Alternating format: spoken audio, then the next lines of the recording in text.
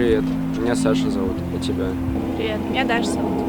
Я тут часто гуляю по этому парку. Не видел тебя, может, все как-нибудь вместе погуляем. Давай, было бы неплохо. Можешь дать свой номер, чтобы мы созвонились? Хорошо, записывай.